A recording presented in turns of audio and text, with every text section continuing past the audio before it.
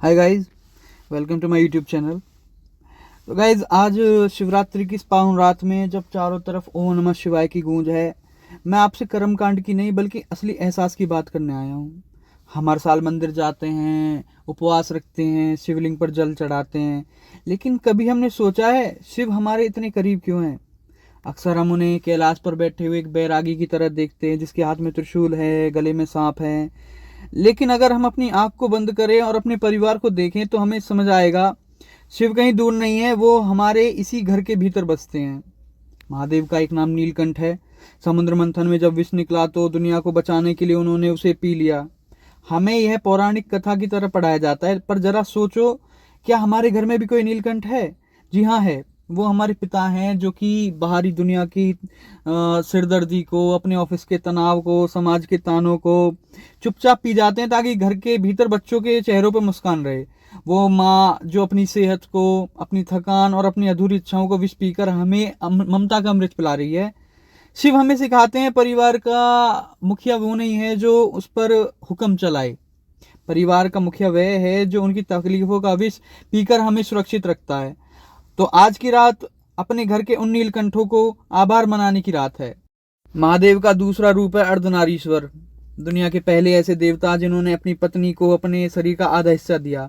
उन्होंने दिखाया पुरुष और स्त्री अलग अलग नहीं है बल्कि एक दूसरे के पूरक हैं। आज के दौर में जब छोटी छोटी बातों पर रिश्तों में दरार आ जाती है, शिव और पार्वती हमें रिश्तों में धैर्य सिखाते हैं।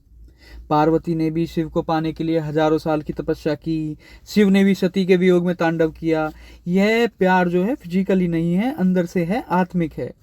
हम एक दूसरे की गलतियों को माफ करना, एक दूसरे के स्वाभिमानों की रक्षा करना अगर सीख जाएं तो हमारा घर भी कैलाश बन सकता है। महादेव के परिवार को देखो। दुनिया के शिव के गले में सांप है, गणेश जी का वाहन चूहा है, कार्तिकेय जी का वाहन मोर है और माँ पार्वती का वाहन शेर है।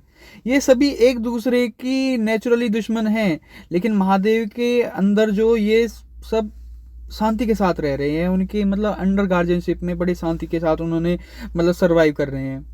हमारा परिवार भी ऐसा ही है। हम सभी की पसंद अलग है, विचार अलग है, पीढ़ियों का अंतर अलग है, कभी कभी बहस भी होती है, लेकिन शिव हमें सिखाते हैं कि विभिन्नताओं के बावजूद भी इकट्ठा कैसे रहना है। वहीं परिवार शुरू होता है।